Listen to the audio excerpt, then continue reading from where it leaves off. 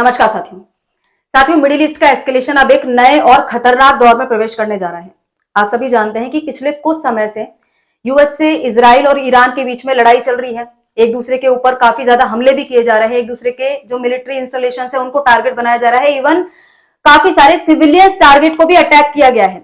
लेकिन आज जिस दौर में वॉर प्रवेश करता हुआ दिखाई दे रहा है, यूएसए के द्वारा जिस प्रकार से बातें कही जा रही हैं, ईरान में जमीन पर सेना उतारने की बात करी जा रही है। और यदि ऐसा होता है तो ये वॉर सचमुच एक ऐसे दौर में प्रवेश कर जाएगा जहां से निकलना ना केवल अमेरिका के लिए बल्कि पूरे विश्व के लिए काफी ज्यादा खतरनाक होगा। क्योंकि आप सभी जानते हैं कि एक समय पर अफगानिस्तान के साथ भी ऐसा हुआ था और लगभग 20 साल तक वहां पर अपनी ट्रूप्स अटकाए रखने के बाद यूएस से निराशा के साथ अपनी ट्रूप्स वहां से वापस निकालकर लेकर आया।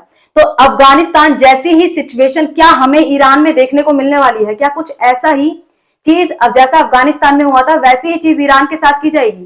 तो ये सभी यहाँ पे देखने वाली बात होगी। क्या यूएसए के द्वारा पूरी तरीके से full scale military invasion Iran के ऊपर किया जाएगा? तो इन सब चीजों की चर्चाएं होनी अब तेज हो चुकी हैं। जहां यूएसए के ऑफिशियल्स का ये कहना है कि फिलहाल के लिए बातचीत चल रही है, फुल स्केल इन्वेजन नहीं किया जाएगा, लेकिन इसकी पॉसिबिलिटी से इनकार नहीं किया जा सकता। आप सभी जानते हैं कि पहले भी यूएसए के द्वारा ईरान के ऊपर हमला नहीं किया गया, फिर कुछ समय लेकर मिलिट्री प्रिपेयर्डनेस के साथ यूएसए के द्वारा अटैक किया गया ईरान के ऊपर। अचानक से मिडिल ऑफ दी बातचीत चल रही थी, उसी बीच ईरान के ऊपर अटैक किया गया। अब यूएसए के द्वारा 5 दिन का यहाँ पे सीज फायर किया गया और फिर फुल तैयारी के साथ यूएसए के द्वारा कहीं ना कहीं ईरान पर इन्वेजन करने का प्रयास किया जा रहा है। जमीन पर सेना उतारकर ईरान को पूरी तरीके से काबू में लेने की कोशिश यूएसए के द्वारा आखिरी प्रहार के तौर पर की जाएगी। इस तरीके की बातचीत चलनी फिलहाल के लिए तेज हो चुकी है। टारगेट क्या बनाए जाएंगे, क्या क्या चीजें वहां पर की जाएंगी, इन सभी चीजों की चर्चा हम आज के सेशन में करने वाले हैं। खर्ग आइलैंड है, स्ट्रेट ऑफ होर्मुज है और भी ईरान के जो मिलिट्री टारगेट्स हैं उन सभी को तबाह करने की, उन सभी को इन्वेड करने की, उन सभी को अटैक करने की कोशिश यूएसए के द्वारा डेफिनेटली की जाने वाली है। इन सभी चीजों की चर्चा हम आज के सेशन में करेंगे। न्यूज आप लगातार बनते हुए देख सकते हो कि यूएसए की जो ट्रूप्स है 3500 ट्रूप्स ऑलरेडी मिडिल ईस्ट के अंदर पहुंच चुकी है, मिडिल ईस्ट के अंदर स्टेशन हो चुकी है। और भी ज्यादा ट्रूप्स यहां पर कितनी भेजी जाएगी, यूएसए इसको ऑफिशियली कब एडमिट करता है, तो ये सारी चीजें यहां पर देखने वाली बात होगी। लगातार इस चीज की तैयारी चल रही है, ट्रूप्स वहां पर भेजे जा रही है, वॉरशिप्स वहां पर भेजे जा रहे हैं। तो क्या कुछ आगे होने वाला है? बहुत ही डेंजरस जोन में, डेंजरस एरिया में अब ये वॉर प्रवेश करने जा रहे हैं। सभी चीजों की चर्चा हम आज के सेशन में करेंगे। तो चलिए सेशन की शुरुआत करते हैं। मेरा नाम है चारू गुप्ता और मैं स्वागत करती हूँ आप सभी का चारू एजुकेट्स पर। दोस्तों सेशन में आगे बढ़े उससे पहले आप लोगों से एक रिक्वेस्ट, यदि चैनल पर नए हैं तो सब्सक्राइब जरूर से कर लें, बेल आइकन को प्रेस कर दें, नोटिफिकेशन आपके पास तुरंत से पहुंच जाएगा। इसके अलावा वीडियोस अच्छी लगती है तो लाइक और शेयर भी जरूर से कर दें। अपना जो भी ओपिनियन है कमेंट बॉक्स में जरूर से बताकर जाएं। मिडिल ईस्ट की सिचुएशन को लेकर आप लोगों का क्या सोचना है? देखो, अब यहाँ पर सबसे पहले यदि यूएसए के द्वारा जमीन पर सेना उतारी जाती है, जैसा कि 3500 ट्रूप्स ऑलरेडी पहुंच भी चुकी है, जैसा कि यूएसए के द्वारा तैयारी की जा रही है। मुझे तो देखो स्टार्टिंग से ऐसा लग रहा था कि यूएसए ने जो 5 दिन का सीज फायर किया है ना, 5 दिन का सीज फायर यूएसए ने टाइम लेने के लिए किया है। क्योंकि आप सभी को याद होगा, जैसा कि मैंने बताया, पहले भी यूएसए ऐसा कर चुका है। ईरान के साथ बातचीत चल रही थी, बातचीत के बीच में अटैक किया गया, जबकि पहले ही यूएसए ईरान के अंदर लोग प्रोटेस्ट कर रहे थे। यूएसए से डिमांड की जा रही थी कि ईरान के अंदर आओ, हमारी मदद करो। लेकिन यूएसए के द्वारा ईरान पर अटैक नहीं किया गया, ईरान पर हमला नहीं किया गया। उसके बाद यूएसए ने जब पूरी तैयारी कर ली, मिडिल ईस्ट में अपने वॉरशिप भेज दिए, चारों तरफ से ईरान को घेर लिया, उसके बाद हमला किया गया। अब ये 5 दिन का टाइम भी यूएसए के द्वारा इसलिए लिया गया है ताकि जमीन पर इन्वेजन के लिए यूएसए के द्वारा अपने आप को पूरी तरीके से प्रिपेयर किया जा सके, जो कि यूएसए के द्वारा काफी टाइम से तैयारी की जा रही थी। आखिरी प्रहार के लिए यूएसए के द्वारा ये 5 दिनों का समय सीज फायर के नाम पर ईरान से ले लिया गया। हालांकि ईरान लगातार इस चीज से डिनाई करता रहा कि हमारी तरफ से कोई सीज फायर नहीं है, लेकिन यूएसए नहीं माना, यूएसए ने समय लिया है अपने लिए। तो अब क्या कुछ यूएसए करने वाला है? देखो, सबसे पहली चीज तो स्ट्रेट ऑफ होर्मुज को खुलवाने की ही बात है। स्ट्रेट ऑफ होर्मुज पर जो ईरान के द्वारा ब्लॉकेड लगाया गया है, जो इंस्टीट्यूशन यहां पर काम कर रहा है, जो यूनिट यहां पर काम कर रही है, ईरान की जो भी मिलिट्री यूनिट यहां पर इस स्ट्रेट ऑफ होर्मुज को कब्जाए हुए बैठी है, ब्लॉकेड लगाए बैठी है, उसको पूरी तरीके से क्या करना, रेड करना, स्ट्रेट ऑफ होर्मुज को खुलवाना। पहला गोल यूएसए का ये होने वाला है।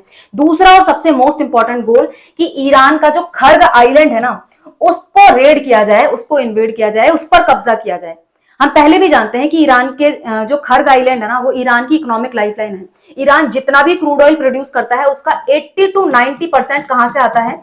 खर्ग आइलैंड से आता है। सोचो, ईरान एक क्रूड ऑयल पे डिपेंडेंट इकोनॉमी है ईरान की, और ईरान का जितना भी क्रूड ऑयल है वो 90% तक खर्ग आइलैंड से आ रहा है, और खर्ग आइलैंड को ही यूएसए के द्वारा कब्जा लिया जाता है, इसको इन्वेड कर दिया जाता है, इसको खत्म कर दिया जाता है।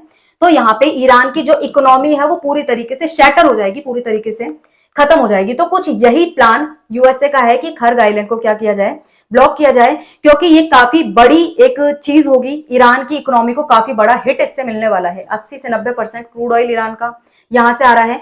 ऑयल की जो लोडिंग की कैपेसिटी आप देखो 70 लाख बैरल पर डे, आप इसकी अंदाजा लगा सकते हो कि कितना ज्यादा यहाँ पे ऑयल प्रोड्यूस होता है। यहां से काफी सारे देशों को जो एक्सपोर्ट किया जाता है वो इसी जगह से किया जाता है, लोड करके यहां से फिर पूरे मार्केट में भेजा जा रहा है। यहाँ की स्टोरेज कैपेसिटी आप देखो 3 crore barrel per day, 3 crore barrel per day यहाँ की टोटल स्टोरेज कैपेसिटी है। तो आप इसके वॉल्यूम का अंदाजा लगा सकते हो। यहाँ पे स्ट्रेट ऑफ होर्मुज के पास सिचुएटेड है, तो यहाँ से ऑयल निकल के यहाँ पे आगे वर्ल्ड में एक्सपोर्ट किया जाता है। ईरान की कुल मिला के इकोनॉमिक लाइफलाइन है, और यूएसए एडमिनिस्ट्रेशन का यही सोचना है कि यदि इस तेल टर्मिनल को तबाह कर दिया जाता है, इस पर कब्जा कर लिया जाता है, तो ईरान की सबसे बड़ी आय बंद हो जाएगी। ईरान जो भी कमाई कर रहा है, स्ट्रेट ऑफ होर्मुज से जो जहाज जा रहे हैं उनसे ईरान के द्वारा पैसा लिया जा रहा है, स्ट्रेट ऑफ होर्मुज को ब्लॉक कर दे, ब्लॉकेड खुलवा देंगे, तो वहां पे जो ईरान की इनकम है वो वहां से बंद हो जाएगी। इसके अलावा खर्ग आइलैंड से जो पैसा ईरान को मिल रहा है वो यदि ईरान का खत्म हो जाता है, तो यहाँ पे वॉर को अपने हाथों में लिया जा सकता है, वो ईरान को झुकाया जा सकता है। इसी वजह से यूएसए के द्वारा अब यहाँ पर जमीन पर सेना को भेजा जा रहा है। ऑलरेडी 3500 सेलर्स और मरीज यहाँ पे पहुंच चुके हैं, मिडिल ईस्ट के अंदर स्टेशन कर चुके हैं, और यूएसएस त्रिपोली पर ये पहुंचे हैं। अब ये यूएसएस त्रिपोली क्या है, मिनी एयरक्राफ्ट कैरियर है, जो कि 2020 में अमेरिका की नौसेना के अंदर शामिल हुआ था। काफी बड़ा वॉरशिप है। नॉर्मली इसका काम होता है कि इमरजेंसी से लोगों को इवैक्यूएट करना, बाहर निकाल कर लाना, तेजी से हमला करने में, तैनाती करने में सक्षम है, समुद्र में एयर स्ट्राइक्स लॉन्च करने में सक्षम है, समुद्री सुरक्षा कंट्रोल करने में सक्षम है। F-35 स्टेल्थ फाइटर जेट को भी ऑपरेट कर सकता है। इसके अलावा हेलीकॉप्टर, ड्रोन तैनाती इसके अंदर की जा सकती है। कुल मिला के जो एडवांस हथियार हैं उनको यहाँ पर लगाकर, काफी सारी ट्रूप्स को यहाँ पर बिठाकर मिडिल ईस्ट के अंदर छोड़ दिया गया है, और काफी सारे जो सेना है, लगभग 3500 सेलर्स प्लस मरीन्स, ये यहाँ पर मिडिल ईस्ट के अंदर पहुंच चुके हैं। और यूएसए का कहना है कि लगभग 11,000 टारगेट्स को ऑलरेडी यूएसए के द्वारा निशाना बनाया जा चुका है, उनको स्ट्रक किया जा चुका है, लेकिन अभी भी 3,500 टारगेट्स ईरान के अंदर बाकी हैं। उसके अलावा ये खर्ग आइलैंड है, स्ट्रेट ऑफ होर्मुज को खुलवाना है, ये सारे काम यूएसए के द्वारा जमीनी सेना उतारने के बाद किए जाएंगे। इस तरीके की चीजों पर फिलहाल के लिए विचार चल रहा है। हालांकि यूएस ने बोल दिया है कि यूएसए का अपनी तरफ से कहना है कि इन्वेजन ईरान के ऊपर नहीं किया जा रहा है, इन्वेजन नहीं किया जाएगा, रेड की जाएगी। इसको रेड का नाम दिया जा रहा है कि जो जो मेजर टारगेट्स हैं ईरान के, ईरान को रोकने के लिए, वॉर में झुकाने के लिए, केवल उन्हीं चीजों पर कब्जा किया जाएगा, उन्हीं चीजों को रेड किया जाएगा। वहीं पे यूएसए की सेना भेजी जाएगी, प्रिसीजन स्ट्राइक की जाएगी।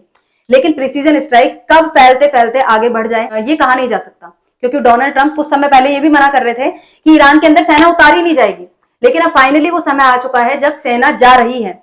ये चीजें और कितनी आगे बढ़ जाएंगी, रिपल इफेक्ट इसका किस तरीके से होगा, ये देखने वाली बात होगी।